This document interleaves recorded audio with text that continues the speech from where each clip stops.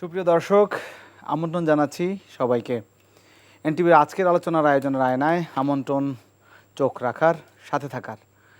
আজকের আয়োজনে আমরা সমসাময়িক বিভিন্ন বিষয় নিয়ে এই সংলাপ প্রতিদিনে আলোচনা করে থাকি, আজকেও তাই। আসলে নির্বাচনী উত্তাপে পুরো দেশ এক ধরনের ভারাক্রান্ত এবং সব জায়গায়, সব জনপদেই এখন নির্বাচনের আঁচ লেগেছে, উত্তাপে, স্লোগানে মুখরিত পুরো প্রান্তর।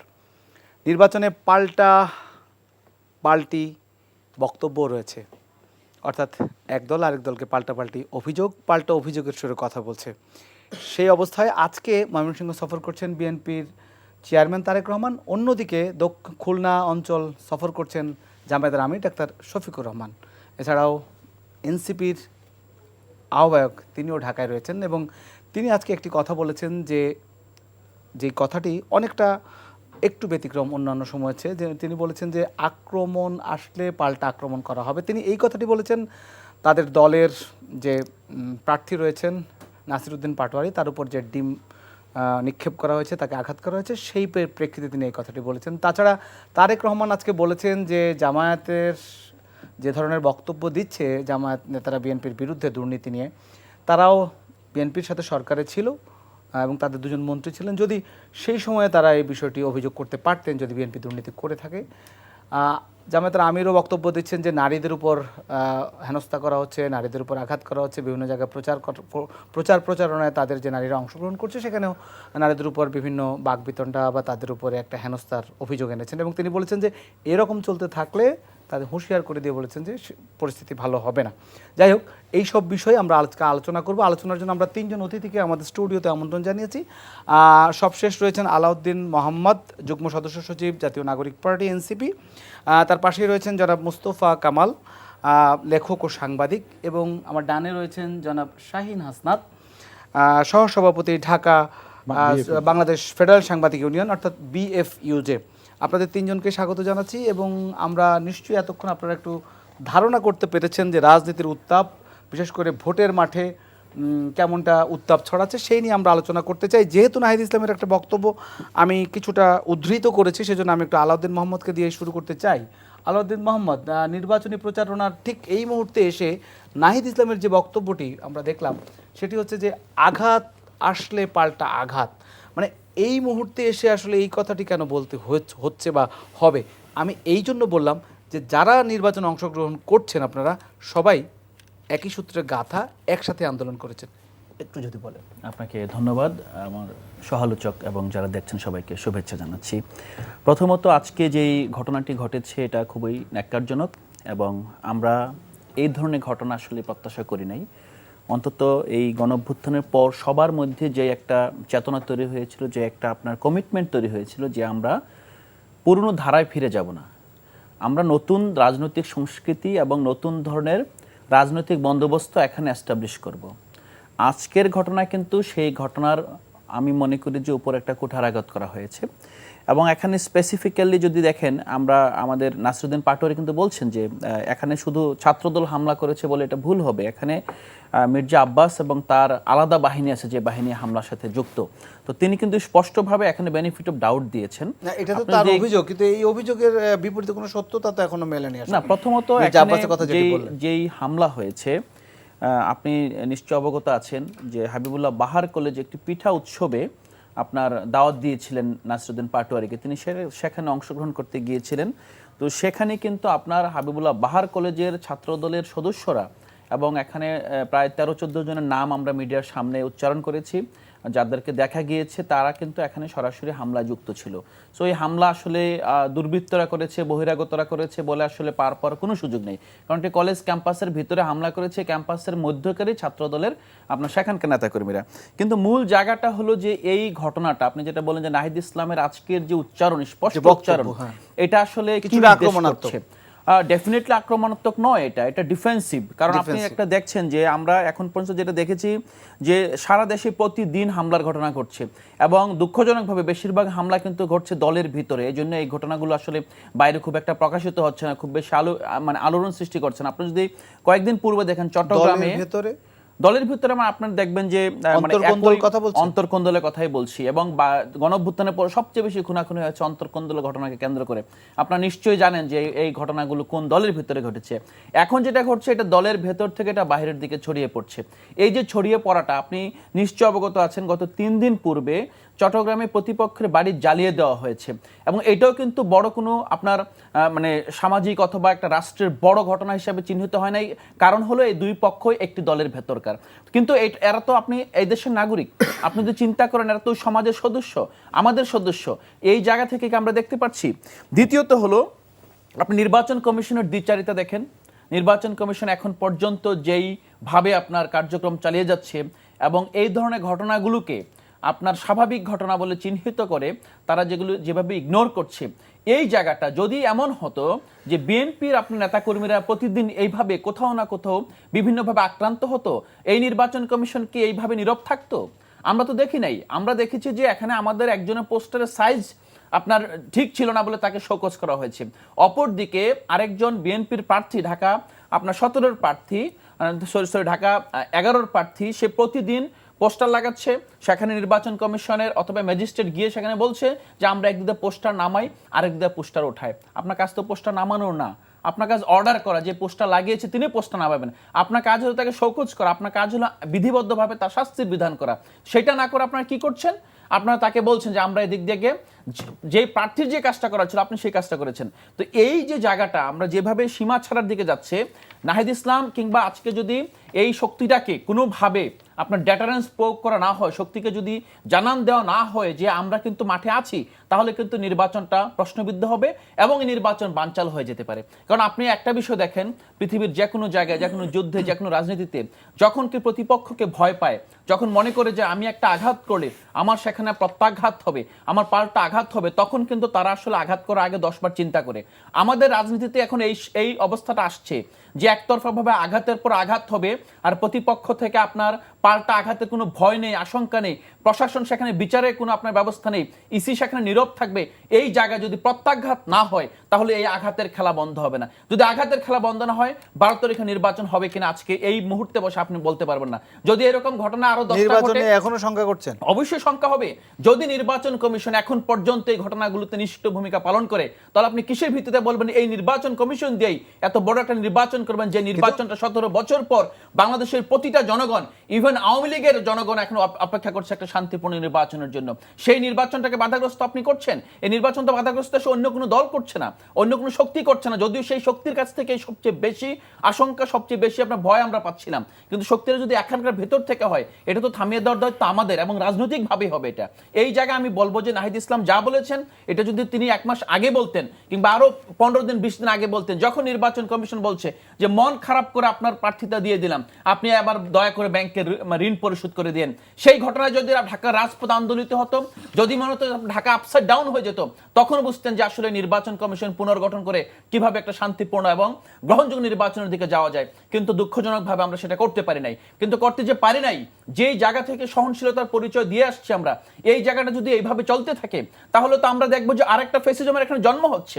আপনি একটা আপনার শান্তিপূর্ণ নির্বাচন কমিশনের তফসিলের পর এই ধরনের আক্রমণ বাংলাদেশের গত 3 নির্বাচনের আগের যদি ঘটনা দেখেন, কখনোই কোনোভাবে প্রত্যাশিত। এর আগে কি মানে আপনি গতকালকে ঘটনা বলছেন, কিন্তু এর আগে কি এরকম আক্রমণ একেবারে দৃশ্যমান, এত এরকম আক্রমণের ঘটনা ঘটেছে এরকম মনে হয়? আচ্ছা, আমি জনাব মোস্তফা কামাল আপনার কাছে একটু জানতে চাই, তিনি যেটি বললেন যে নির্বাচন নিয়ে সংশয় রয়েছে, বা এমন কিছু কি আসলে হয়েছে যে নির্বাচন নিয়ে সংশয় তৈরি হওয়ার মতো?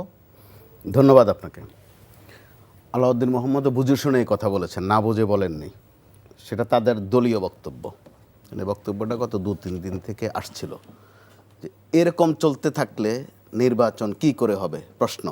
জি, সেটাও তিনি প্রশ্ন রেখেছেন। আবার একটা ফয়সালাও দিয়েছেন, প্রস্তাবিত ফয়সালা এনসিপি থেকেই, যে নির্বাচন আরও কয়েকদিন পিছাইলে বা সমস্যা কি, এই বক্তব্য এসেছে। এটা আগে একবার এসেছে, কিন্তু এখন সেই বক্তব্যে নিশ্চয়ই তারা নেই। 2-3 দিন আগে, তার 2-3 দিন আগে। তো এখন ঠিক 2-3 দিন পরে যদি বক্তব্য আসে যে নির্বাচনে দরকার নেই, ভয় পাওয়ার কারণ আছে।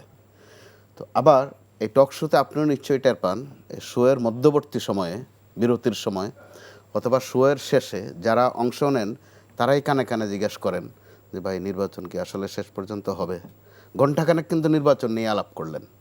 মাঠের বাস্তবতা হচ্ছে প্রার্থীরা দিনভর ঘুরছেন ফিরছেন, অনেক পরিশ্রম করছেন, সেই সাথে খরচপাতি তো আছেই, সেটা ভিন্ন প্রশ্ন। সন্ধ্যায় নিকটজনদের কাছে বলেন যে সারাদিন যা করলাম গোল্লায় যায় কিনা, নির্বাচন হবে তো? যারা জিজ্ঞাসা করে তার কাছে হয়তো এই বিষয়ক তথ্য নাই, যিনি জিজ্ঞাসা করেন তার কাছে তথ্য বেশি। মানে এই প্রশ্নটা তো এখন না, মানে একেবারে শুরু থেকে আমরা দেখে আসছি, এবার এখনো এখনো প্রশ্নটা বাজারে রয়ে গেছে। একটু বেশি আছে এই কারণে, দুটা কারণ। একটা হচ্ছে কোনো জিনিসের প্রতি যদি আকর্ষণ বেশি থাকে, দরদ বেশি থাকে, আকাঙ্ক্ষা বেশি থাকে, সেটা বারবারে জিজ্ঞাসা করা হয়, চাহিদা আকাঙ্ক্ষার কারণে। এই গেল একটা দিক। দ্বিতীয়ত হচ্ছে মানুষের মধ্যে একটা উতলা ভাব আছে। এবার কিন্তু আমরা নির্বাচন শব্দটা ব্যবহার করছি বটে, এবার আসলে নির্বাচন না, নির্বাচনের চেয়ে ভোট বেশি প্রাসঙ্গিক।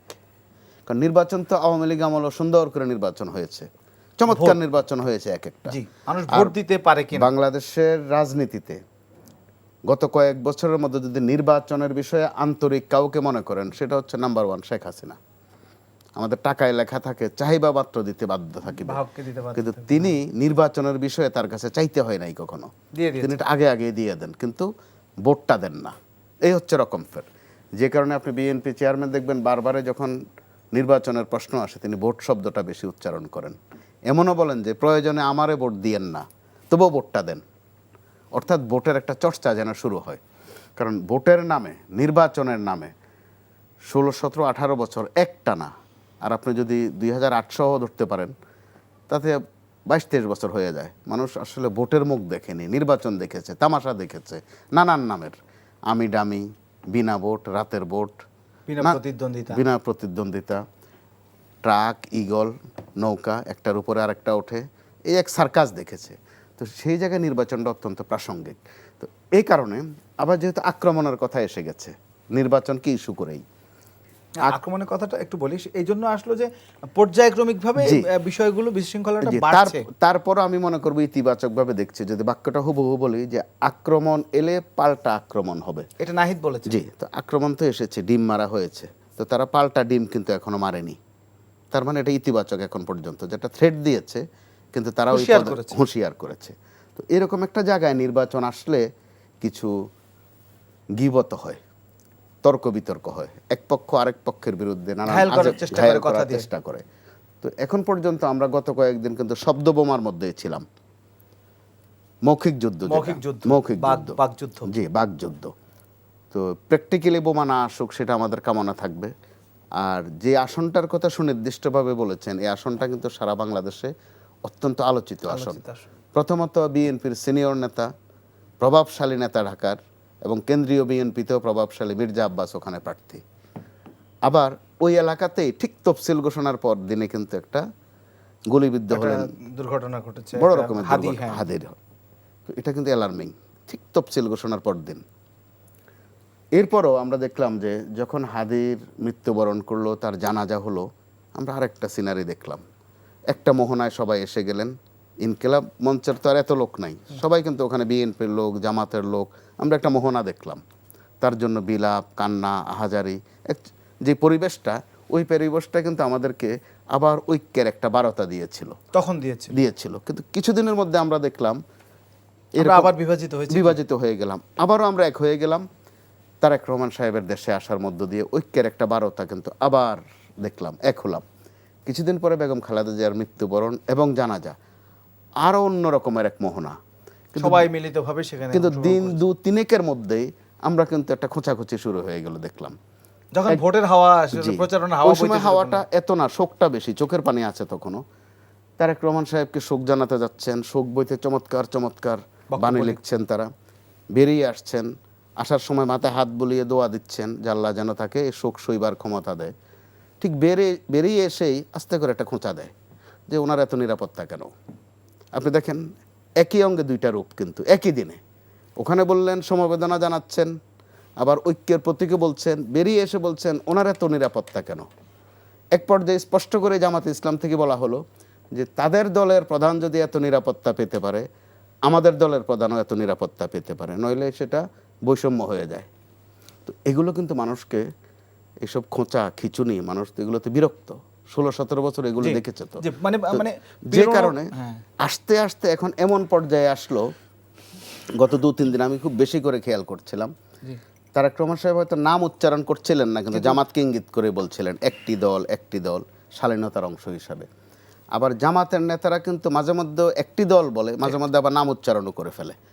এই করতে করতে এক পর্যায়ে দেখা গেল একদিকে বলছেন যে তারেক সাহেব অনেক চেঞ্জ হয়ে গেছেন, অনেক বিনয়ী, পরের বাক্যে গিয়ে বলছেন যে তিনি যেভাবে সালাম দেন সালামের উচ্চারণ ঠিক মতো হয় না। মুফতি, গ্র্যান্ড মুফতি লন্ডন থেকে আসা, মানে অনেক বক্তব্য, এটা আসলে রাজনীতি। অর্থাৎ যেটা শুরু হয়েছে এটা এক ধরনের অশালীনতা, মানায় না, কারণ তারা প্রত্যেককে চেনেন, অচেনা কেউ না। একসাথে জুলাই আন্দোলন করেছেন 17-18 বছর, তারা যে আন্দোলন করেছেন এটা যেনতেন আন্দোলন নয়, তাদেরকে বিচ্ছিন্ন করার জন্য আওয়ামী লীগের হেন প্রজেক্ট ছিল না যে যেটা প্রয়োগ না হয়েছে।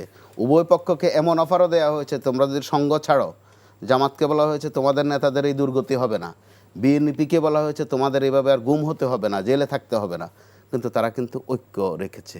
এই যেটা সতীত্বের প্রমাণের মতো, কিন্তু আন্তরিকতা প্রমাণের সর্বোচ্চটা তারা দেখিয়েছেন। এখন তারা যখন এক পক্ষকে এমন এমন কথা বলছেন, এগুলো একটু বোধ তারা ভাবেন না যে হাসপাতালে এখনো মাথার খুলি ছাড়া মানুষ আছে, চোখ নাই মানুষের, সম্ভবত তাদের দৃশ্যপটে সেই দৃশ্যগুলো বোধ আসে না। আরো ভাবনার বিষয় আছে যে তারা নিজেরা কি দশায় ছিলেন 16-17টা বছর, এভাবে কথা বলার অবস্থা ছিল।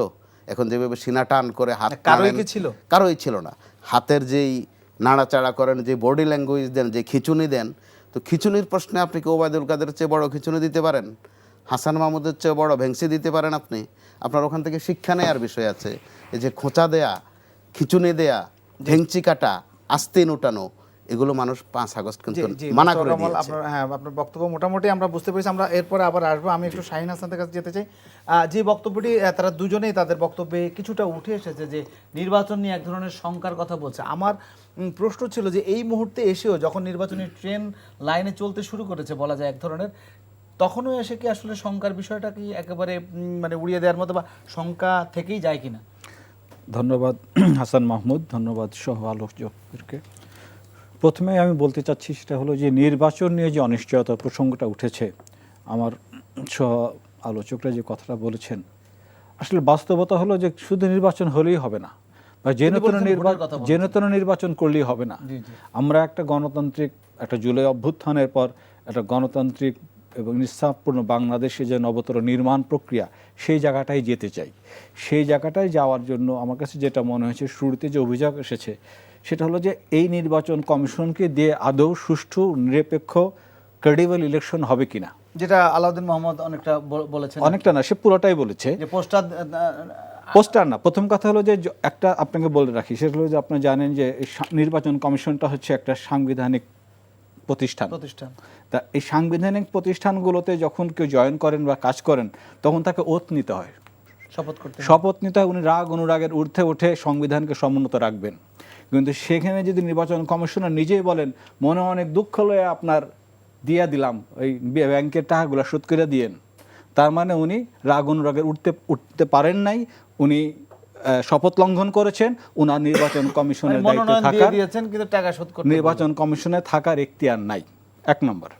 2 নম্বর, আরেকজন নির্বাচন কমিশনার এই দ্বৈত নাগরিক ইস্যুতে কোন প্রার্থী তার কাগজই দেখেন দিয়ে দিয়েছেন, যাদের বিরুদ্ধে ঘোরতর অভিযোগ এসেছে। অতএব এই ক্ষেত্রে নির্বাচন কমিশনার তার যে সাংবিধানিক এবং নিরপেক্ষতার জায়গাগুলা, এই জায়গা ক্ষুণ্ণ করেছেন। ওনাদের পক্ষে এই কমিশনের দায়িত্ব থাকা উচিত না। এবং আমি এই জায়গাটা খুব সাবধানে কথা বলতে হয়, যেহেতু সংবিধানের রক্ষাকর্তা হলো আমাদের আদালত, জুডিশিয়ারি। উচিত ছিল জুডিশিয়ারি সুমোটো ইস্যু করা, খামোশ এগুলো আপনি করতে পারেন না, আপনার নির্বাচন, আপনার শপথ লঙ্ঘন হয়েছে, আপনাদের আর যাই হোক সুষ্ঠু নির্বাচন হবে না, সেই নির্বাচন জনগণের কাছে গ্রহণযোগ্য হবে না, আবার নির্বাচন কমিশন রিফর্ম করতে হবে। সে সার্চ কমিটিভাবে করবেন না কীভাবে করবেন, আলাদা প্রক্রিয়া বা কনসেনসাসের ভিত্তিতে হতে পারে, যেটা 90-91 পরে হয়েছিল। কিন্তু এই নির্বাচন কমিশন এখন পর্যন্ত তার নিরপেক্ষতার প্রমাণ দিতে পারে নাই। পদে পদে তারা শপথ লঙ্ঘন করেছে এবং এই সাংবিধানিক পদে থাকার নৈতিক অধিকার তারা হারিয়ে ফেলেছেন। 2 নম্বর হলো এই যে পাটোয়ারির কথা বললো, আজকে হামলা হয়েছে, আজকে হামলা হয়নি, এর আগেও হামলা হয়েছে সিদ্ধেশ্বরীতে যখন প্রচারণায় যান। তা একই ব্যক্তির উপর পরপর কীভাবে হামলা হয়? প্রশাসন কি করে, স্থানীয় প্রশাসন কি করে? নির্বাচন কমিশন যখন দেখলেন যে তার উপর একটি স্থানীয় গ্যাংস্টার একটা কম্বাইন অ্যাটাক করছে, তার নিরাপত্তা সুরক্ষার জন্য কী করেছেন? অতএব এখন পর্যন্ত সরকারের সিভিল ব্যুরোক্রেসি বলি, নির্বাচন কমিশন বলি, এই ডিপ স্টেট যাকে বলা হয় তারা একটা দলের দিক হেলান দিয়ে পড়েছে। এভাবে আর যাই হোক সুষ্ঠু নির্বাচন হবে না, বা এই নির্বাচন কতটুকু যেমন ধরেন যে ঢাকার কথা বাদ দেন, সারা দেশের যে নারী সংগঠনগুলোর উপরে যে মহিলা কর্মী যারা কাজ করছে তাদের উপর অ্যাটাক হচ্ছে না, সে জায়গাগুলো স্থানীয় প্রশাসনের বিরুদ্ধে কী ব্যবস্থা নিয়েছে নির্বাচন কমিশন? একটা জায়গায় দেখা ঘোষণা দিয়ে তারা মারছে যে অমুক দল যদি আপনার বাসায় যায়, মানে ভোট চাইতে যায়, আপনি 999-এ ফোন দিবেন। এই 999 অপারেটর কি বিএনপি? তার মানে কীভাবে তারা পুরো রাষ্ট্র কাঠামোটাকে প্রচণ্ডভাবে দলীয়করণ করেছে। আজকে যদি আমরা এই কথাগুলো না বলি, সামনের সময় যে ধরনের ব্লাডশিট হবে আমি আশঙ্কা করছি নির্বাচনকে ঘিরে। দেখুন আজকে বলেছে যে তারা প্রতিহত করবে, এই প্রতিহত রাজনীতি সংঘাতের রাজনীতির দিকে নিয়ে যাবে। হ্যাঁ, আর একটা দল যখন বলে যে চাঁদাবাজি থামান, দখলদারিত্ব থামান, বিএনপি কেন দায় পড়েছে এই অভিযোগগুলো নিজের উপরে নিয়ে নেওয়া? তখন তারা জানেন যে গত 1.5 বছরে কত লোককে চাঁদাবাজি দল থেকে বহিষ্কার করতে হয়েছে, কত লোকের ভিতরে দখলদারিত্বের কারণে সাংগঠনিক ব্যবস্থা নিতে হয়েছে।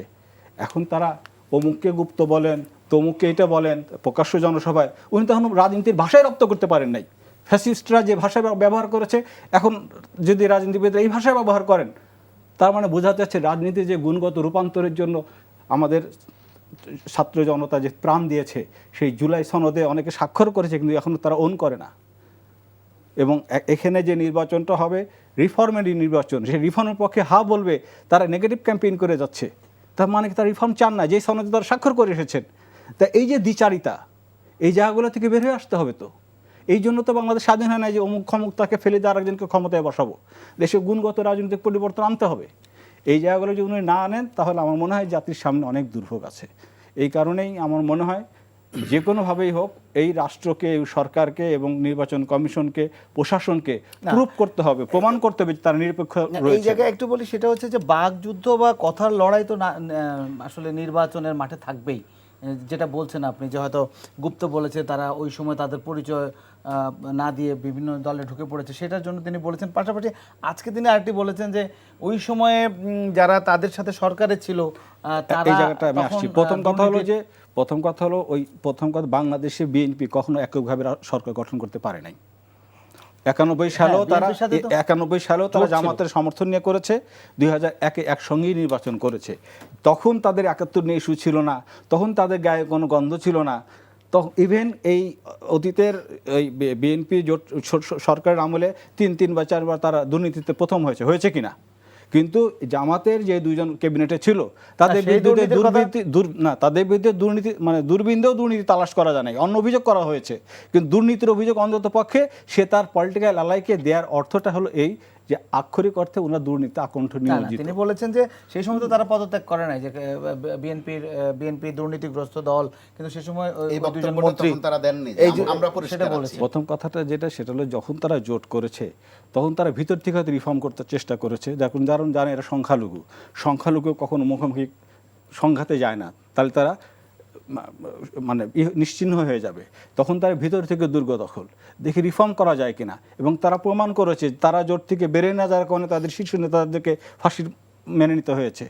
এই যে জোটের মানে ঐক্য রক্ষায় তাদের যে কন্ট্রিবিউশন, এবং সেই কন্ট্রিবিউশনের এখানে আপনি আজকে পলিটিক্যাল রেটোরিক্স বলেন, যে ভাষাই বলেন, এই ভাষা দিয়ে যদি এই সম্পর্ক তৈরি করেন, আরে ভাই আপনাদেরকে দেশ একসঙ্গে করতে হবে। আপনার নির্বাচিত জয়ী হন বা বিরোধী দল হন, আপনাকে কালেকটিভ এফোর্ট দিয়ে এই দেশটাকে গড়ে দিতে হবে। আপনি এমন আচরণ করেন না যে পরের দিন তার সঙ্গে মুখ দেখা দেখি করাটা আপনার জন্য বিব্রতকর হবে। আমার মোস্তফা কামাল খুব কারেক্টলি বলেছেন যে আপনাকে এমন কোন শব্দ ব্যবহার করেন না, দিন শেষে তো আমরা যখন এখানে উঠে যাই নির্বাচন কি হবে? নির্বাচন তো হওয়া উচিত না, যেন তো নির্বাচন হওয়া উচিত না। নির্বাচন হওয়া উচিত যেটা গ্রহণযোগ্য হয়। নির্বাচন তো আসলে হওয়া উচিত যেন নির্বাচন এখনই বোঝা যাবে না, কিন্তু নির্বাচন তো আসলে গণতন্ত্র উত্তরণের জন্য। প্রথম কথা হলো গণতন্ত্রের একমাত্র বিকল্প অধিকতর অবাধ গণতন্ত্র। সেই গণতান্ত্রিক প্রক্রিয়ার একটা পার্ট হলো নির্বাচন। কিন্তু মাঠে কথা বলতে পারবে না কেউ, ভোট চাইতে গেলে তাদের উপর নারীদের উপর নারী লাঞ্ছনা করবেন, আর আপনি বলবেন যে আমরা আধুনিক বাংলাদেশ গড়ব। আপনি দুর্নীতির দায়ে ঋণ খেলাপি এতগুলো প্রার্থী দিয়েছেন, আর আপনি বললেন যে আমরা দুর্নীতিমুক্ত। কেন আপনার দলের মধ্যে ত্যাগী নেতা নাই? এই সমস্ত ঋণ খেলাপি এতগুলো দেওয়া লাগলো কেন? দেশের মধ্যে প্যাট্রিয়ট লোক নাই? কেন দ্বৈত নাগরিক দেওয়া লাগলো? এই জায়গাগুলো যখন তারা আপন আয়নায় দেখবেন এবং জনগণের কানে কানে কিন্তু এই জিনিসগুলো ছড়িয়ে যাচ্ছে। গণমাধ্যমকে বলা হয় হলো চতুর্থ স্টেট, কিন্তু গণমাধ্যম সত্য কথা বলতে না পারার কারণে সোশ্যাল মিডিয়া এখন ফোর্থ স্টেটের জায়গা নিয়ে গেছে। এই ফোর্থ স্টেট থেকে যে ইনফরমেশনগুলো পাওয়া যাচ্ছে তাতে বোঝা যাচ্ছে যে তাদের মাঠের অবস্থাটা কি। এই কারণে এই যে হামলা হচ্ছে, এই কারণে উস্কানি দিচ্ছে। এরা যে চায় না যে নির্বাচন আমি জিততে পারবো না, সেই নির্বাচন হতে দিব না। সেই নির্বাচন হতে দিব না পদ্ধতি হলো বড় বড় মঞ্চ থেকে উস্কানি দেয়া, বড় বড় মঞ্চ থেকে ওই নারীদের লাঞ্ছনা করা। তারা ভোট যেতে যাচ্ছে, তাদের সুরক্ষা দেবে স্থানীয় প্রশাসন, তাদের বিরুদ্ধে কী ব্যবস্থা নিচ্ছে নির্বাচন কমিশন? কেন ছাত্র ক্যাম্পাসের রাজনীতি বাদ দিয়ে আপনার এই যে নির্বাচন কমিশন সামনে মব করলো, পরে মহাসচিব দেখা করার পর ঋণ খেলাপিদের অনুমোদন হয়ে গেল, এগুলো কি জনগণ বুঝে না? জি জি শাহীন, আমি একটু মোস্তফা কামাল আপনার কাছে এই বিষয়ে একটু জানতে চাই। সেটি হচ্ছে যে তিনি যেটা বলছেন যে নির্বাচন আসলে হওয়া উচিত নয়, মানে উনি এই কথা বলতে গেলে যেন তেন নির্বাচন হওয়া উচিত নয়, কিন্তু আসলে নির্বাচনের আগে বাংলাদেশে কি এর চেয়ে ভালো পরিস্থিতি হয় কিনা?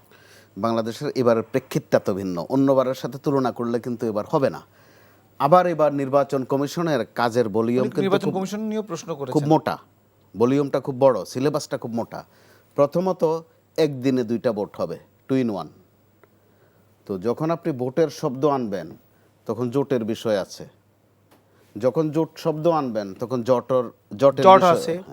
তার উপর আবার শুধু ভোট না, ভোট নামে একটা প্রতীক ছিল বাংলাদেশে, তৃতীয়বারের মতো সেটা বাংলাদেশে নেই, অর্থাৎ নৌকা নেই। তো এই ভোট ছাড়া যে ভোটটা হচ্ছে, নানান উপাদানে এক ভিন্ন মাত্রা এখানে। আবার রাজনৈতিক দলগুলো যে কাজটা করছে, বিশেষ করে বিএনপি এবং জামাত, খেয়াল করে দেখুন গত কয়েকদিন ঠিক সকালে যদি জামাতে ইসলাম নির্বাচন কমিশনে যায় কিছু অভিযোগ নিয়ে, এবং যাচ্ছে নিয়মিত, কিছু লিখিত অভিযোগও দিচ্ছে, ছোট বড় মিলানো, বিএনপি বিকাল পর্যন্ত কিন্তু অপেক্ষা করে না, দুপুরে গিয়ে ওনার কাছে আরও কতগুলো অভিযোগ দেয়। এতে করে ওনার 2 বেলা তো নড়াচড়া করতে হয়, ডানে করুক আর বামে করুক। না, তাহলে বিষয়টা এরকম যে আইন শৃঙ্খলা পরিস্থিতি যা থাকার প্রয়োজন ছিল এই কমিশন সেটা রাখতে পারছে না, এটা কমিশনের দোষ নয়, এটা বাস্তবতা। আমাদের পুলিশ এখনো বলতে গেলে কিভাবে নির্বাচন আয়োজন করতে পারে? নির্বাচন তো উত্তর হতে হবে। কিভাবে হবে বলে দেই আমি। বাংলাদেশে 5, 6, 7, 3 দিন পুরা নির্বাচন কমিশন বলতে কিছু ছিল না, পুলিশ বলতেও কিছু ছিল না, সরকার বলতেই কিছু ছিল না। কিন্তু কি ছিল? বিএনপি, জামাত এবং তাদের নাম তখন এনসিপি হয় নাই, তাদের নাম বৈষম্য বিরোধী ছাত্র। তারা যে দিক দিয়ে গেছে ওই দিক পরিষ্কার, হাট বাজারও জিনিসপত্রের দাম কমে গেছে, সেটা আমরা দেখেছি। কেন হয়েছে সেটা? কেন হয়েছে দেখেছি। সেটা? যে রাজনৈতিক দলগুলো যদি যুথবদ্ধ থাকে, এখনো যদি আমি নিশ্চয়তা দিয়ে বলতে পারি, বিএনপি, জামাতে ইসলাম, সাথে এনসিপি আছে, আরও বাদ বাকিও আছে, তারা যদি ছোট্ট করে একটা বার্তা দেয় যে হ্যাঁ আমরা নির্বাচনে লড়াই করব, প্রতিদ্বন্দ্বিতা করব, কিন্তু শত্রুতা করব না, গুলিগালাজের ফাংশন আসবে না, পরিস্থিতি পাল্টে যাবে। এই প্রধান নির্বাচন কমিশনারের এত দায়িত্ব থাকবে না তখন। আমি ব্যক্তিগতভাবে ওনাকে যতটুকু চিনি, তিনি সজ্জন মানুষ এবং ধীরস্থির, কিন্তু গত কয়েকদিন খেয়াল করেন তিনি ধীরস্থির থাকতে পারেন না। তিনিও 3 বেলা 3 কথা বলে ফেলেন, মেজাজ হারাচ্ছেন। কারণ 3 বেলা 3 দেখে মনে হচ্ছে তিনি মেজাজ হারাচ্ছেন, জি অনেকটা খেই হারিয়ে ফেলছেন। আমি তো সাপ্লিমেন্টারি দিই বলবো যে উনি সৎ লোক, কিন্তু যোগ্য কিনা, যোগ্যতার প্রশ্ন, যোগ্যতার সততা, হ্যাঁ সততা এক জিনিস, যোগ্যতা আরেকটা জিনিস। যোগ্যতার একটা নতুন প্ল্যাটফর্মে তিনি পড়েছেন, এই কাজে তো তিনি তার অভিজ্ঞতা ছিলেন না, এই অভিজ্ঞতা তো ছিল না, কারোই নাই। এখন পর্যন্ত আপনি এখানে একটা এখন পর্যন্ত যেগুলো হামলা হয়েছে কয়টা ব্যবস্থা নিছে আমাকে বলেন, একটা ব্যবস্থা নেই। এখন নির্বাচন কমিশনের সক্ষমতা আছে কি একটা রুল নিষিক জারি করা, নোটিশ দেয়া, এটাতেই যার পক্ষে যায় সে কষ্ট পায়, আর যার বিপক্ষে যায় সে কিছুক্ষণ চুপ করে থাকে, সে আরেকটা তৈরি করে অভিযোগ। নির্বাচন কমিশন কিন্তু সর্বোচ্চ এর দূরে, আর মাঝে মধ্যে একটু হয় শুনানি হয়। তো শুনানি নিয়ে আমাদের কুমিল্লা অঞ্চলে একটা কথা আছে, বলে যে আমার কাম আমি করি, তোর শুধু শুনাইয়া রাখি, কাজ আমারটা আমি করব, তোমার মাঝে মধ্যে একটু শোনাবো। তো এই অবস্থায় যেই আসুক, এখানে উদাহরণ হিসেবে তো আসে ঠিক আগের যিনি প্রধান নির্বাচন কমিশনার ছিলেন, কাজী হাবিবুল আউয়াল, প্রশাসনিকভাবে দক্ষ লোক, আইনে দক্ষ মানুষ, কিন্তু শেষ দিকে তিনি নিজেও নিজ প্রশাসনের কাছে নিগৃহীত হয়েছেন। একটু মনে করিয়ে দেই, তিনি ডিসিএসপিদেরকে ডেকেছিলেন যে নির্বাচনটা কত সুন্দর করা যায়। তো এখন তার কাছে সুন্দর, ডিসিএসপিরা জানা যায় এখানে হবে আমি আর ডামি, তো তারা শীষ বাজিয়েছিলেন। তিনি খুব কষ্ট পেয়েছিলেন যে আমি এত সুন্দর একটা বক্তব্য রাখলাম আর ডিসিএসপি মোটামুটি বয়স্ক মানুষ, তারা সমস্যারে শীষ বাজিয়েছে। এটা তাচ্ছিল্য করা, প্র্যাকটিক্যালি ওই শীষটাই সঠিক, কারণ নির্বাচনে নির্বাচন কমিশনার বা প্রধান নির্বাচন কমিশনারের চেয়ে বেশি পাওয়ারফুল হচ্ছিল যারা শীষ বাজিয়েছেন, ডিসি, এসপি, ওসি, টিএনও তারা। তো আমরা এবার নতুন বন্দোবস্তে কিন্তু এই ধারার থেকে একটু বের হতে পারতাম। আমরা নতুন বন্দোবস্তের কথা বারবার এবং বলছি। বিএনপি বলছে, জামাত বলছে, এনসিপি বলছে, যাচ্ছি পুরনো সবার বন্দোবস্তে। সবার মাকসুদ বা লক্ষ্য একই, কিন্তু সেইখানে আমরা যেতে পারছি না কেন? আমি আলাউদ্দিন মোহাম্মদের কাছে এটা জানতে চাইবো। আমরা আলোচনা করছিলাম সমসাময়িক রাজনীতি নিয়ে এবং বিশেষ করে যেই ভোটের ট্রেন চলতে শুরু করেছে তা নিয়ে পাল্টাপাল্টি দলগুলোর বাকবিতণ্ডা এবং বাকযুদ্ধ বলা যায়, সেগুলো অনেকটা দিনের সাথে দিন যত গড়িয়ে যাচ্ছে কিছুটা আক্রমণাত্মক হয়ে উঠছে। আমরা সে বিষয়ে কথা বলছিলাম। আমরা চলে যাব একটু আলাউদ্দিন মোহাম্মদের কাছে, যুগ্ম সদস্য সচিব, জাতীয় নাগরিক পার্টি, এনসিপি। আমরা নাহিদ ইসলামের এক বক্তব্য দিয়ে শুরু করেছিলাম। আজকে প্রায় কাছাকাছি এক ধরনের বক্তব্য দিয়েছেন আব্দুল্লাহ মোহাম্মদ তাহের। সৈয়দ আব্দুল্লাহ মোহাম্মদ তাহের নির্বাচন কমিশনে গেছেন এবং তিনি সেখানে বলেছেন যে কেউ অন্যায়ভাবে ক্ষমতা যাওয়ার চিন্তা করলে তা প্রতিরোধ করা হবে। অর্থাৎ ভাষাটা আরেকটু কঠিন হলো। মানে বিষয়টা হচ্ছে যে আমরা কি কঠিনের দিকে যাচ্ছি কিনা? তাহলে যেটা বলছিলেন যারা মোস্তফা কামাল, যে আমরা আসলে একটা ভোট তাহলে কীভাবে করব? মানে এইবার না হোক, যদি আপনারা বলেন আপনাদের যে বক্তব্য ভোট হবে কিনা শঙ্কা রয়ে গেছে, অনেক কিছু যদি বলি, একটা কোন সময় তাহলে আমরা ভোট করতে পারবো সবার মতামতকে নিয়ে, সবার মতো একটা পরিবেশ গঠন করে আমরা কবে পারবো ভোট করতে? যদি এটাকে আমি ধরেই নিলাম যে হচ্ছে না, তাহলে কবে পারবো? আসলে আমরা কি পারবো সেরকম পরিবেশ করতে? কখনোই। প্রথমত এখানে যে বিষয়টা আমরা আগে কথা বললাম সেটার সাথে একটু যদি মিলিয়ে দেখি, তো এটা আসলে বিএনপি কিংবা জামাত এনসিপির ইস্যু ছিল না, ইস্যুটা ছিল রেফারির। কিন্তু আমরা এখন পর্যন্ত ওই মেকানিজমটার উপর আস্থা রাখতে পারি নাই। হ্যাঁ, দেখা যায় রেফারি কখনোই নিজেই গোল দিয়ে দিচ্ছে, আবার কখনো আপনার গোল দেওয়ার ক্ষেত্রে আপনার ভূমিকা পালন করছে, কখনো নীরবতা, ফাউল আপনার করছে না, কাউন্ট করছে না। কিন্তু আলাউদ্দিন এই জায়গাটায় জুলাই অভ্যুত্থানের পরে যে ভঙ্গুর রাষ্ট্র ব্যবস্থা, সেখানে আসলে তার কতটুকু করার আছে এটাও তো বিবেচনা করার বিষয় রয়েছে। প্রথমত একটা বিষয় দেখেন যে আইন শৃঙ্খলা সব আপনি আপনার কথা হলো যে আমরা যদি বলি যে ধরেন there are two types of error, একটা হলো error of omission আর একটা হলো error of commission।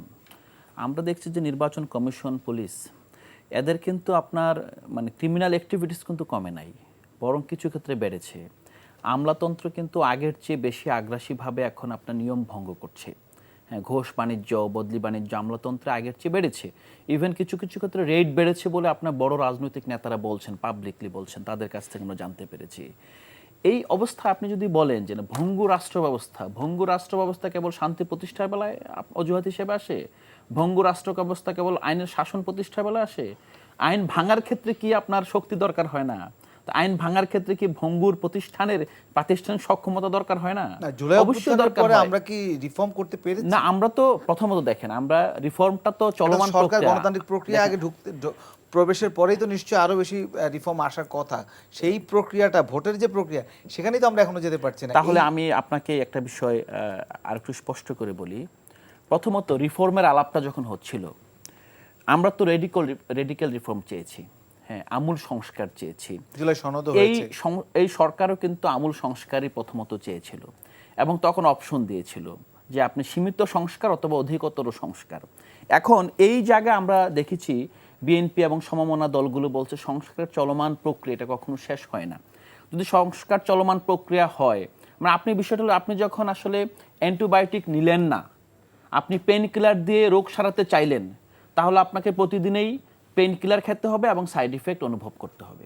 আপনি যখন সংস্কারটাকে বাধা দিলেন, সংস্কারের জায়গাটাকে যখন আপনি সাবস্টেন্সিয়েট করতে পারলেন না এবং বাধা হয়ে দাঁড়ালেন এবং বললেন যে আমি পেইন কিলার দিয়ে এটাকে সমাধান করব, আমি চলমান প্রক্রিয়া, অনেকেই বলেছে মানে ট্রল করে বলেছে অনন্তকাল ধরে কেউ বাধা হয়ে দাঁড়ায় না। জুলাই সনদে তো সবাই স্বাক্ষর। জুলাই সনদ তো আপনি দেখেন, জুলাই সনদের ইস্যুটা না, ইস্যুটা হলো মিনিমাম নির্বাচন ব্যবস্থার সংস্কার কি হয়েছে। আমরা কিন্তু একটা বিষয় দেখেছিলাম যে অধ্যাপক ইউনূস অপশন দিয়েছিল যে সীমিত সংস্কার বলতে কি। সীমিত সংস্কার বলতে একটা গ্রহণযোগ্য নির্বাচনের জন্য যতটুকু সংস্কার ততটুকু, অধিকতর সংস্কার হলো রাষ্ট্র সংস্কার, যে অন্যান্য প্রতিষ্ঠানগুলো, সাংবিধানিক প্রতিষ্ঠানগুলোর সংস্কার। আমরা যদি ধরলাম যে আসলে আমরা সংস্কার আপনার সীমিতটার মধ্যে আসলাম, তো সীমিত সংস্কারটি কি হলো? সীমিত সংস্কার হলো তো আমরা 2022 সালের ফেসিস্ট আমলের রেখে যাওয়া সার্চ কমিটির আইন দিয়ে এবং অনেকটা রাতের অন্ধকারের মতো সার্চ কমিটি গঠন করে ফেলতাম না, সার্চ কমিটি না, নির্বাচন কমিশন গঠন করে ফেলতাম না। এই কমিশনটা যে গঠন করা হয়েছে, ওই সময় কি কোনো আলোচনা নির্বাচন ছিল? এই সময় কি বাংলাদেশের নির্বাচন ব্যবস্থা সংস্কার কমিশনের রিপোর্ট হাতে এসেছিল? তারাই নির্বাচন ব্যবস্থার ভুল ত্রুটিগুলো, দুর্বলতাগুলো কি তুলে ধরেছিল এবং তুলে ধরার পর বলেছিল যে এই জায়গায় সংস্কার লাগবে, এই জায়গায় নিয়োগ প্রক্রিয়া স্বচ্ছ করতে হবে, এই জায়গায় নির্বাচন কমিশনকে অধিকতর সক্ষমতা দিতে হবে, এই জায়গায় তার কাছ থেকে সক্ষমতা অথবা তার ক্ষমতাকে মানে চেপে ধরতে হবে। এই কোনো রিপোর্ট না পেয়ে আপনি যখন নির্বাচন কমিশন গঠন করে ফেললেন, আপনি কি পারছেন 24-এর গণঅভ্যুত্থানের পরের নির্বাচন ব্যবস্থা সংস্কার কমিশনের সুপারিশের আলোকে নির্বাচন কমিশনকে পুনর্গঠন করে সেই নির্বাচন কমিশনদেরকে নির্বাচনটা করতে পারছেন? উত্তর তো না, আপনি সেটাতে যান নাই। আপনি জুলাই সনদকে রেখে দিয়েছেন যে জুলাই এই গণভোটে যদি পাস হয় তাহলে পরবর্তী সংসদে এগুলো আপনার রেটিফাই হবে, তারপর আপনি ধীরে ধীরে এগুলো বাস্তবায়নের দিকে যাবেন। তাহলে আপনার মিনিমাম যে গ্রহণযোগ্য নির্বাচনের পথে যে বাধাটা অথবা নির্বাচন হওয়ার জন্য যেই সংস্কারটা দরকার ছিল, এই সংস্কারটা আপনি কেন বাধা হয়ে দাঁড়ান? আপনি যেটা বলেন জুলাই সনদ তো এমনও হতে পারে 26টি নির্বাচন আর 36টি নির্বাচন পর্যন্ত গিয়েও দেখেন জুলাই সনদ আসলে আপনার মানে গ্রাউন্ডেড হয় নাই, হতেও পারে এটা। কিন্তু আমার জায়গাটা হলো যেই মিনিমাম বৈতরণীটা আমার সামনে ছিল, আমি তো সেটাকে সংস্কার করি নাই। কেন করি নাই? কারণ আমার কাছে মনে হয়েছে যে আমি হয়তো টেবিলের এই পাশে থাকবো, আমার জেতার সম্ভাবনা সবচেয়ে বেশি, এবং এই যে একটা পলিটিক্যাল ভ্যাকুয়াম তৈরি হয়েছে, রাজনৈতিক শূন্যতা তৈরি হয়েছে, এই শূন্যতা আমি হয়তোবা খালি মাঠে গোল দিয়ে ফেলতে পারবো, এই ধারণা থেকে তো সংস্কার বিরোধিতা এসেছিল। এখনো যদি দেখেন, আপনি যদি একবার চিন্তা করেন যে আমি এই নির্বাচনে জিততে পারবো না, আমি বিরোধী পক্ষ হব, তখন আপনি শতভাগ না, আপনি 1000 ভাগ সংস্কারের পক্ষে থাকবেন। কারণ এই নির্বাচন অথবা এই সংস্কারের প্রতিটা সুপারিশ এখানে বৈধতা দেওয়া হয়েছে, যে ব্যালেন্সটা করা হয়েছে, ব্যালেন্সটা হলো এখানে একটা পক্ষের উপরে যেই জিতবে তাকে আপনার সবকিছু উইনার টেকস ইট অল, যেটা সেই জায়গা থেকে বের করে আনা হয়েছে। যে উইনার কিছুটা নিবে, অবশ্যই উইনার সেখানে আপার হ্যান্ড থাকবে, বাট যেখানে সে লুজার হবে সে কখনো আপনার টেবিলের বাইরে যাবে না। টেবিলের বাইরে গেলে কি হয়, এই আলোচনাটা, এই সংসদটা কার্যকর থাকে না, ডেমোক্রেসি কার্যকর থাকে না, তখন আপনার রাস্তায় গড়ায়। আপনি এখন আসেন সংঘাতের জায়গাটা, আপনি যদি বলেন যে এই সংঘাতের পরিবেশ কি তৈরি হচ্ছে কিনা, প্রতিরোধের জায়গা থেকে সংঘাত অবশ্যই তৈরি হবে। কেন আপনি সংঘাতকে প্রতিরোধ, পাল্টা আঘাত, এই শব্দগুলো আসছে। যখন আপনি টেবিলকে আপনার আনসাকসেসফুল করছেন, আপনি যখন গণতান্ত্রিক যে প্রতিটা প্রক্রিয়াকে প্রশ্নবিদ্ধ করছেন এবং ম্যানিপুলেট করছেন, আপনি তো ঠেলে দিচ্ছেন যে এই টেবিলে তোমার জায়গা নেই, এই ঐকমত্য কমিশনের সংস্কারের প্রতি আমার আস্থা নেই, আগামীর যে গণতান্ত্রিক পার্লামেন্ট হবে সে পার্লামেন্টে আস্থা নেই, তোমাকে আমি ঠেলে দিচ্ছি রাস্তায়, তুমি রাস্তা দখল করো, তুমি এখানে রাষ্ট্রকে আবার অস্থিতিশীল করো, তখন চাপ পড়ে হয়তো বা আমি এটাকে আপনার মানে সংশোধন করব, অথবা জনগণকে দেখাবো আওয়ামী লীগের মতো, এই যে দেখো ওরা কিন্তু গণতন্ত্রে বিশ্বাস করে না, ওরা সংসদে আসে না, ওরা কি করছো, ওরা হরতাল দিচ্ছে, আপনি টালির মতো ডেট কাউন্ট করবেন, এই মেয়াদে কতটা হরতাল হলো, এই হরতালের কারণে উন্নয়ন কতটা বাধাগ্রস্ত হলো, জিডিপি প্রবৃদ্ধি কতটা কমলো। এই যে আপনার পুরনো খেলা, এই পুরনো খেলাটায় একটা দল যদি একটা শক্তির কথা বলেন, তারা ধরে নিয়েছে যে ক্ষমতা তাদের হাতে যাবে, এই কারণে কিন্তু পরিবর্তন হচ্ছে না। আপনার প্রশ্নটা যেটা করেন নাই, আমি সেই প্রশ্ন উত্তর দিলাম যে কেন আসলে নতুন বন্দোবস্ত হয় নাই। কারণ বেশিরভাগ যেই শক্তিটা মনে করেছে যে ক্ষমতা তো আমার হাতে যাবে, তো ক্ষমতা আমার হাতে গেলে আমি কেন সংস্কার চাইবো, বিকজ আমি যেই জায়গা থেকে মার্জিনালাইজড হয়েছিলাম, আমি মনে মনে ধারণা করেছিলাম, যদিও মুখে সংস্কারের কথা বলেছি, মুখে দফা দিয়েছি, 31 দফা দিয়েছি, কিন্তু মনে মনে ধারণা করেছি যে আমি তো এই পাশে আছি, আমি তো ওই পাশে কবে যাব, কিন্তু আমি কখনো চিন্তা করি নাই যে আমি যে মজলুম অবস্থায় আছি, আমি এখানে মজলুমের রাজত্ব রাখবো না, এখানে জালিমতন্ত্র আমি আসলে ব্যবচ্ছেদ করে দিব, এখানে গণতান্ত্রিক রাষ্ট্র প্রতিষ্ঠা করবো, সেই কমিটমেন্টটা কিন্তু আসে নাই। এই না আসার কারণে আমরা যে ইনসাফের কথা বলছি, এটা নিয়েও কিন্তু ট্রল করা হচ্ছে, কিন্তু আমরা বলছি 71-এর মুক্তিযুদ্ধের ভিত্তি ইনসাফ, সেই ইনসাফের কায়েমের কথা বলছি, তখন বলছি ইনসাফের মধ্যে কি আছে, 31 দফা সব আছে। আপনি কি বলেন পৃথিবীর কোনো রাষ্ট্র, কোনো সমাজ ন্যায় বিচারের ধারণার বাইরে গিয়ে সমাজ প্রতিষ্ঠা হতে পারে না, একটা আদর্শ পরিবারও ন্যায় বিচারের বাইরে গিয়ে প্রতিষ্ঠিত হতে পারে না, আপনার রাষ্ট্র কিভাবে পরিচালিত করবেন? সেই জায়গায় আমি বলবো, শুধুমাত্র একটা বার্তা দিতে চাই, আজকে যারা মনে করছেন সরকার গঠন হয়ে যাচ্ছে, একবার চোখ বন্ধ করে চিন্তা করেন আপনি বিরোধী দলে আছেন, তাহলে সব সমস্যার সমাধান হয়ে যাবে। জি জি জি, শাহীন হাসান, আপনি এই বিষয়ে কিছু বলবেন কেন? মানে বিষয়টা হচ্ছে যে যেটা বললাম, যেটা আপনারা বললেন যে নির্বাচন কমিশনের সক্ষমতা নিয়ে, তাহলে আসলে আমরা একটা গণতন্ত্র উত্তরণের প্রক্রিয়াটা আমরা কখন করব? প্রথম কথা জন্য আমি যা বলি সেটা হলো যে জুলাই অভ্যুত্থানের পরে আমাদের এই দেশে 5ই আগস্টে এক ধরনের পরিবর্তন আসছে। এরপরে 5-এর পরে 6, 5, 6, 7, 8 তারিখ সন্ধ্যার পরে সরকার গঠন করা হয়েছে। জি, সেটা আমরা জানি। এই যে মধ্যবর্তী সময় যখন দেশে কোনো সরকার নাই, তো তখন কিন্তু আমরা এই যারা সংস্কার এবং ইনসাফের বাংলাদেশ গড়তে চাই তারা এই দেশটাকে পাহারা দিয়েছি, এবং তখনই অনেকের তর সয় নাই। 6 তারিখে দেখা গেল নয়াপল্টনের সমাবেশ করে বললো যে অবিলম্বে নির্বাচন চাই। তুমি কার কাছে নির্বাচন চাও? সরকারি তো নাই। এখন এই যে তর সয় নাই যে আমার এক দল খেয়েছে এখন আমরা খাবো, ওরা গিয়েছে এখন আমরা যাব, এই অস্থিরতার কারণে ও যেটা বলেছে যে এন্ট্রিম বলেছিল যদি সীমিত নির্বাচন চান তাহলে ডিসেম্বরের পর করতে চাই, আর যদি একটু সংস্কার করতে চান তাহলে জুনের পরে আসবে। এখন অন্যান্য এন্ট্রিম, অন্যান্য অন্তর্বর্তী সরকার আর এই জুলাই অভ্যুত্থান উত্তর যে এন্টারিম, এর তফাৎটা হলো অন্যরা হলো ক্ষমতার পালা বদলের জন্য একটা ক্রেডিবল ইলেকশন করে দিবে, তত্ত্বাবধায়ক সরকার বলি, অন্তর্বর্তী সরকার যেটাই। আর বর্তমান সরকারের দায় হলো যেই স্পিরিট জুলাই সনদ, যেই জুলাই চেতনা নিয়ে এই পরিবর্তনটা হয়েছে ইনসাফের বাংলাদেশ গড়তে, সেই বাংলাদেশ গড়ার জন্য যা যা সংস্কার দরকার সেই সংস্কার করবে, এবং যারা গণহত্যা করেছে, জেনোসাইড করেছে, লুণ্ঠন করেছে তাদের বিচার করবে। এই সংস্কার এবং বিচারের পরে হলো নির্বাচন। সেখানে জুলাই সনদ হয়েছিল, সবাই সেটাতে স্বাক্ষর করেছে এবং সেই সংস্কারের জন্য সবাই একটা অঙ্গীকারও করেছে। প্রথম কথা বলে যে যেই জুলাই সনদের মধ্যে ঐক্যমত্য কমিশনের বারবার বৈঠক করা হয়েছে এবং একজনের এই এম্বার ইসের কারণে, নোট অফ ডিসেন্টের কারণে সমস্ত সমঝোতা ঐক্যমত্য শুরু থেকেই একটা দিকে ঠেলে দেওয়া হচ্ছিল, তখনই বোঝা যাচ্ছিল যে এই সংস্কারের প্রতি তাদের আন্তরিকতা কতটুকু, রাজনৈতিক কমিটমেন্ট কতটুকু, দলীয় অঙ্গীকার কতটুকু, এগুলো বোঝা যাচ্ছিল। কিন্তু সেই যা বোঝা যাচ্ছিল সেটাই এখন প্রতিহত হচ্ছে। আজকে এখানে সেখানে হামলা বা নেগেটিভ ভোটের ক্যাম্পেইন, যে অমুক ভোট দেন এবং অমুক জায়গায় না দেন, এবং আক্ষরিক অর্থে বাংলাদেশে যেভাবে বলে না কেন, আওয়ামী লীগ তো একটা পূর্ণ দল, এদেশে তার 20 থেকে 25% অনুসারীরা রয়েছে না। এখন তারা তো এই জুলাই সনদটাকে মানবে না, অতএব তারা কোনো না কোনোভাবে না ভোটকে ক্যাম্পেইন করবে। তারা হয় ভোট দিতে আসবে না, ভোট কেন্দ্রে যদি আসে তাহলে পরে না ভোট দিয়ে সেরে জুলাই সনদ যাতে বাস্তবায়ন না হয় সেদিকে যাবে। আর কেউ যদি মনে করে যে আমি ব্রড মেজরিটি নিয়ে ক্ষমতায় চলে যাব, ওই জুলাই সনদের দিক তাকান দরকার নাই, তারাও আবার ওদের সাথে যুক্ত হয়ে যাচ্ছে এবং প্রকাশ্য বলতেছে যে আপনি যে এই যে মামলা বাণিজ্যগুলো সারা দেশে কে করেছে, এখনকার তারা কেন বলতেছে সমস্ত মামলা প্রত্যাহার করে নেব? তার মানে হলো যারা নেগেটিভ ক্যাম্পেইনার ওদেরকে তারা তাদের পক্ষপুট করতে চায়, তাদের কাছে টানতে চায়। এই সমস্ত সিম্বল, এই সমস্ত ইন্ডেক্স যখন, সূচক যখন ভেসে ওঠে, তখন আমাদের নির্বাচনের সংশয়টা তৈরি হয়ে যায় এবং মনে হয় যে শুধু নির্বাচন করলে, সরকার গঠন করলেই হবে না। জুলাই সনদের যে জায়গা, ইনসাফের বাংলাদেশ গড়ার যে একটা আকাঙ্ক্ষা, যেই জন্য এই দেশের জনগণ দেখামাত্র গুলি কারফিউ ভঙ্গ করে সে অকাতকে প্রাণ দিয়েছে, এখনও আহতদের সুস্থ হতে পারে নাই, অনেকে অন্ধ হয়ে গেছে চিরতরে, পঙ্গু হয়ে গেছে, অনেকে বিদেশ থেকে এসে সেরেই ক্ষমতায় যাওয়ার জন্য অধীর। কিন্তু যেই সন্তানগুলো এখনও হাসপাতালে, যারা স্বজন হারিয়েছে, পরিবার হারিয়েছে, তাদের যে কষ্ট, তারা নতুন বাংলাদেশ কীভাবে দেখতে চায়, এই স্বপ্ন সঙ্গে ওনাদের দেখার দৃষ্টিভঙ্গি মিলছে না। না মেলার কারণেই চটজলদি ক্ষমতায় যাব এবং ব্রোক্রেসির একটা টেন্ডেন্সি আছে, আপকামিং গভর্নমেন্ট হবে, অতএব তার দিকে হেলান দিয়ে চলা। এই সময় কি এই পে স্কেল 2.5 গুণ 3 গুণ ঘোষণা করার কথা?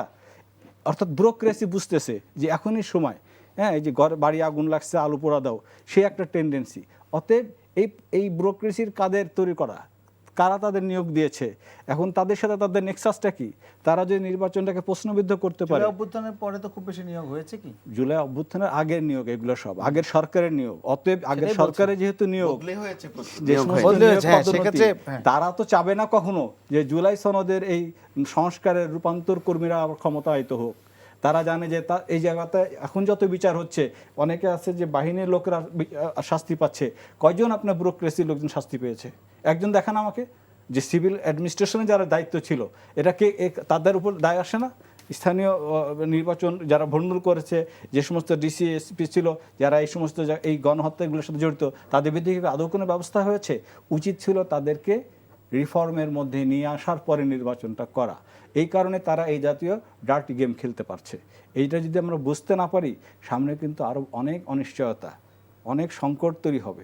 এই দেশটাকে অস্থিতিশীল করার জন্য ভিতরে বাইরে যে সমস্ত কনস্পিরেসিগুলো চলছে, আজও আমাদের ওই লুট অস্ত্রগুলো উদ্ধার হয় নাই, আজও এই জায়গাগুলো যদি কাজ করতে না পারে। আপনি একটা বলি, সহজে বলি, সরকার যখন ব্যর্থ হয়, রাজনীতির গল্প বাদ দেন, এখন কি কোনো দল ক্ষমতায় আছে, কোন রাজনৈতিক পৃষ্ঠপোষকতা আছে? তাহলে এই যে এলপি গ্যাসগুলা যেটা 1200 টাকার জিনিস আজকে 3000 টাকা দিয়ে কিনতে হচ্ছে, এই জায়গায় যদি এই সরকার ব্যবস্থা নিত, মাজায় কোমরে দড়ি দিয়ে এই সমস্ত ব্যবসায়ীদেরকে তুলে ধরে নিয়ে আসতো, কোন রাজনৈতিক পক্ষ তারা পেত? রাজনৈতিক ছত্রছায়া তারা পেত না। কিন্তু সরকার চাচ্ছে না এই কাজগুলো করতে। এই কাজগুলো, এই যে বাজার স্থিতিশীলতা রক্ষা করা, এই সমস্ত হলো এক একটা সিনড্রোম বোঝা যায় যে আক্ষরিক অর্থে ব্যুরোক্রেসি কি করছে। ব্যুরোক্রেসি তাকায় আছে আপকামিং গভর্নমেন্ট কে হবে তার সাথে কোলাবোরেশন করা। একজন সচিব ছিলেন আগে, পল্টন অফিসে বসতেন, পরবর্তীতে দেখা গেল যে এজেন্সির থেকে দেখা যায় সমস্ত সচিবরা লাইন দিচ্ছে পদোন্নতি বদলির জন্য। পরে এগুলো যখন ইন্টারন্যাশনাল বিভিন্ন জায়গায় ফিডগুলো ছড়ায় পড়লো, তখন বলা হলো আপনি আর এই অফিসে বসেন না, আপনি অন্য কোথাও বসেন। পরে আলাদা অফিস নেওয়া হয়েছে গুলশানে। এই কাজগুলো চলছে। বাণিজ্য বা পদ এগুলো অন্য দলের বিরুদ্ধেও যাদের কথা বলেছেন তারা অভিযোগ করেছেন বিভিন্ন সময়, বিভিন্ন জায়গায় বিএনপি জামায়াতের প্রতিনিধিরা বসেছে বা এনসিপির প্রতিনিধিরা বসেছে। আপনি যা বলেছেন সব যা বলেছেন, আপনি বলেন যে এই যেই জামাতের উপর বলেন বা সারা দেশের নারীদের উপর বলেন বা এনসিপির উপর বলেন, পাটর যে হামলাগুলো হচ্ছে, এই প্রশাসন কোনো ব্যবস্থা নিছে কিনা? তার মানে তার একটা দলের দিক হেলে পড়েছে। এদের দিয়ে আর যাই হোক কোনো সুষ্ঠু নির্বাচন সম্ভব না। জি, আমি একটু মোস্তফা খান, আপনার কাছে কি মনে হয় একদিকে হেলে পড়েছে? মানে সরাসরি প্রশ্নটাই করলাম। জি, অবশ্যই হেলে পড়েছে, কিন্তু একদিকে নয়। আচ্ছা জি, আপনার মতটা তাহলে জানি। হেলেও পড়েছে, দুলেও পড়েছে। সেটা আমাদের তথ্য উপদেষ্টার দায়িত্বে যখন ছিলেন মাহফুজ সাহেব, তিনি স্পষ্ট করে বলেছেন, চেয়ারে থেকেই বলেছেন, পদত্যাগের পর না, যে 5 আগস্টের পর ডিসিএসপি ভাগাভাগি হলো। সংখ্যাটা তিনি বলে যান নাই, যে বিএনপি নিয়েছে, জামাতে ইসলামীও নিয়েছে, এনসিপিও একটু ভাগ নিয়েছে, যদ্দূর বুঝেছে সামর্থ্য অনুযায়ী। এতে করে অর্থটা কি দাঁড়ালো? সবাই জায়গাটা যার মতো করে ভাগাভাগি করেছে, সংস্কারে কিন্তু গেলে না। আবার যারা পদবি আয়ত্ত করলেন, হাসিল করলেন, তাদের কাছে ওইটাই সংস্কার, যে আমি আগে এই দায়িত্বে ছিলাম, এখন ওই দায়িত্বে আসছি, আমি সংস্কার হয়ে গেছি। এই প্রবণতার মধ্য দিয়ে আলাউদ্দিন যেটা পুরা পরিষ্কার করেননি, রাজনৈতিক দল করার পর থেকে তারাও কথা পরিষ্কার করেন না, অর্ধেক বলেন, যে একটা ওই শক্তির উপর একটা আশঙ্কা ছিল তাদের, যে এরকম একটা গোলমেলে পরিস্থিতি তৈরি করবে।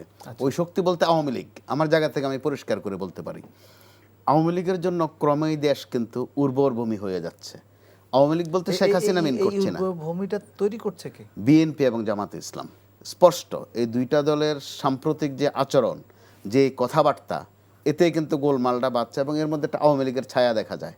আপনি দেখেন জামাতে ইসলামের দিক থেকে একটু যদি বলি, প্রবণতাটা দেখেছেন যে আওয়ামী লীগের ভোট টানতে কিন্তু অনেকেই অনেক রকম মুখরোচক কথা বলছে। কেউ কুল্লে খালাস করে দিচ্ছেন যে ক্ষমা করে দিলাম, যেটা জামাতে ইসলামের আমির বলেছেন, ক্ষমা করে দিলাম। তারা তো ক্ষমা চায়নি, আপনি করে দিচ্ছেন।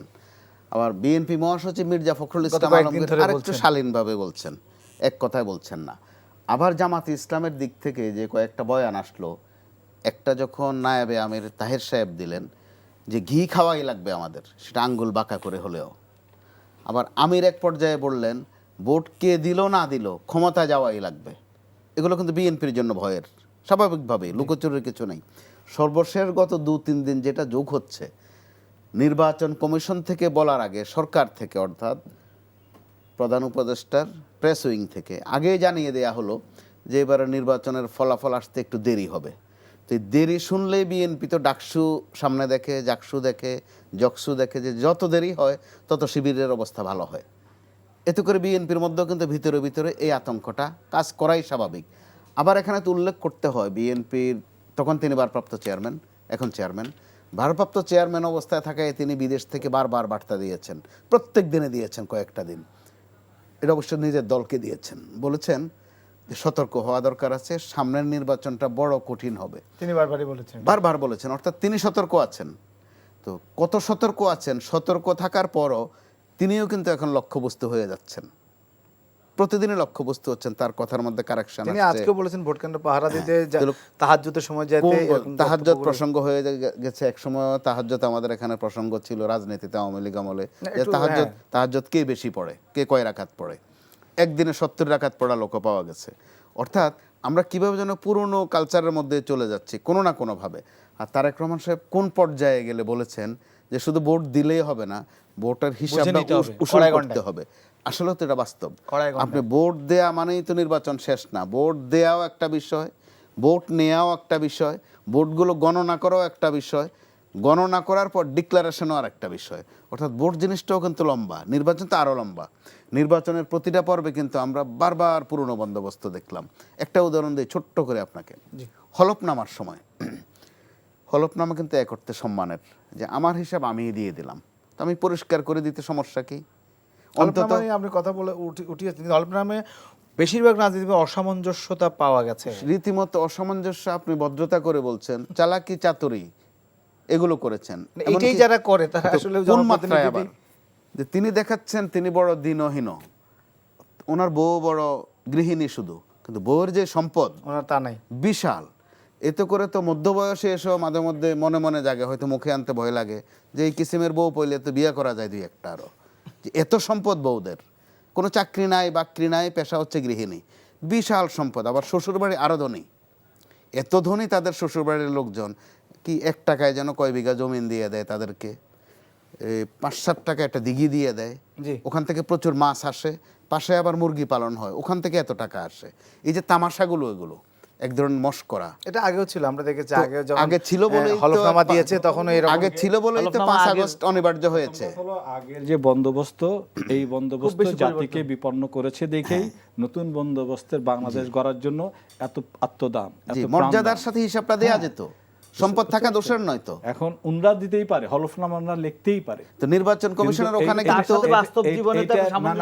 এই হলফনামার স্ক্রুটিনিং করার দায়িত্ব কার ছিল? সে কেন কাজ করতে পারে? নির্বাচন কমিশনের ওই সক্ষমতা নেই। যদি সক্ষমতা না থাকে, আমরা দেখি নির্বাচন কমিশন শুধুটা, নির্বাচন কমিশন যেন সমস্ত সক্ষমতা অর্জন করে। নির্বাচন কমিশনের সক্ষমতা ওখানে শুধু এটা রিসিভ করা আর কবুল করা আর একটা সিল দিয়ে দেওয়া, এন্ড এটা পোস্ট অফিসের কাজ, জি, যে রিসিভ এতে করা, করে সিল দিয়ে এরপরে যাচাই বাছাই বিবেচনা খুব একটা নাই। যদি কেউ গিয়ে অভিযোগ করে, কেউ যদি গিয়ে একটা অভিযোগ করে, আমার এই অনুষ্ঠান থেকে প্রস্তাব থাকতে পারে, জি, যে তারা যে আমলনামাটা দিয়েছেন, হলফনামা, আমি আমলনামাই বললাম, যে এটা ছোটখাটো একটা আমলনামা, এই আমলনামাটা সরকারের দুর্নীতি দমন কমিশন সহ আরও কিছু বিভাগ আছে, তারা তো এখন একটু খতিয়ে দেখতে পারেন যে আমাদের এই মাননীয়, 2 দিন পরেই ওনার নামের সাথে মাননীয় লিখবো আমরা, নইলে গুনাহ হবে মাননীয় না লিখলে, যে উনি কত বড় আমলদার, কত বড় ইমানদার, কত বড় সহি তিনি আবার কিন্তু আমাদের শাসন করবেন, আমাদের শাসক হবেন, প্রশাসক হবেন, দেশ চালাবেন। সেটা হতে পারে দুর্নীতি দমন কমিশন সম্ভবত সুমোটো করতে পারেন, সেটা দুর্নীতি দমনও পারে, আপনার নির্বাচন কমিশন চাইলেও পারে, জি। এবং যেহেতু কোয়াশি জুডিশিয়ারি বলা হয় নির্বাচন কমিশন, তারা যদি বলে আগামীতে যদি হলফনামার সাথে অসঙ্গতি বের হয় তখন কি ব্যবস্থা নেবে, এই বিষয়গুলো তারা যে আগামী সরকারের কথা বলছেন, নেতা নেত্রীদের কথা বলছেন, যারা প্রতিদ্বন্দ্বিতা করছে তাদের সম্পদের হিসাব, আলাউদ্দিন মাহমুদ, এই সরকার কি সম্পদের কোনো হিসাব দিয়েছে? মানে যারাও এই উপদেষ্টা পরিষদে আছে, আপনার কি মনে হয়? মানে আমি আপনাকে একটু যুক্ত করলাম, মানে সম্পদের হিসাব দেয় না এবং বারবার তাগিদ দেওয়া মানে তারা যখন শপথ নিয়েছে এবং এখন যখন তারা ছিল তারা দিবেন, দিয়েছে কি দেননি, তাহলে সম্পদের হিসাব আসলে কেউ দেয় কি? প্রথম কথা হলো যে সম্পদের হিসাব যে যার এখানে বিচ্যুতি আছে হিসাবের, উনি দিবেন না, কিন্তু রাষ্ট্রের সিস্টেম এমন হওয়া উচিত যে সবকিছু ফিল্টারিং হয়েই একটা পর্যায়ে যাবে। আমরা আসলে চাপানুতোর করে লাভ নাই, আমরা ডিজিটাল একটা শব্দ উচিত ছিল একটা অটোমেশন, এমন একটা অটোমেশন যে তথ্যই দেখ না কেন কোথাও বিচ্যুত হলে ওটা ব্লকেট হয়ে যাবে, ওটাকে ক্লিয়ারেন্স করতে হলে যেমন নিষ্পত্তি করতে হবে, প্রণয়ন করতে হবে, এবং এই জিনিসগুলো নতুন করে বেতার আবিষ্কার করার দরকার নাই। আপনার ফোনে অ্যাপস আছে, ডাউনলোড করে শুনতে পারবেন। সারা পৃথিবী আমরা অভ্যুত্থান পূর্ব বা রেভলিউশন পরবর্তী যে প্রক্রিয়া, এই সারা পৃথিবী বড় বড় যে সিভিলাইজেশন এগুলো অতিক্রম করছে, ওরা কিভাবে করছে সেই বিষয়গুলো আপনার স্থানিক প্রক্রিয়ার মধ্যে আনলে পরে আপনিও পারবেন। প্রথম সিদ্ধান্ত হলো সদিচ্ছা, রাজনৈতিক সদিচ্ছা যদি না থাকে, ওইটা সদিচ্ছা, তাহলে আর ফিল্টারিং করা লাগে না। আপনি আমারে পাহারা দিবেন কেন, সন্দেহ করবেন কেন, সেটা একজন মাননীয়র জন্য অসম্মানের, আরোপ করার মতো। আমি নিজে আমার হিসাবটা পরিষ্কার করে দেই, সমস্যা কি? আমার সম্পদ থাকাতে গুনাহ না, দোষের না। যতই অকাতরে প্রাণ দেই, জেনোসাইড ফেস করি, এই দেশের রূপান্তর বা সংস্কার আসবে না। এই কারণেই আমরা মনে করি যে কোনো মূল্যে চাই হলো ইনসাফের বাংলাদেশ গড়ার জন্য যা যা করার তাই করতে হবে, কি করতে হবে উপায় আমরা আর সময় দিতে পারছি না। আপনাদের 3 জনকেই ধন্যবাদ জানাতে হচ্ছে। দর্শক, এই ছিল আমাদের আজকের আলোচনার আয়োজনের সারবস্তু। এই আলোচনা থেকে প্রাপ্ত কিছু যুক্ত হোক, খোলা থাকুক সত্যের চোখ। সবাই ভালো থাকবেন, শুভ সন্ধ্যা।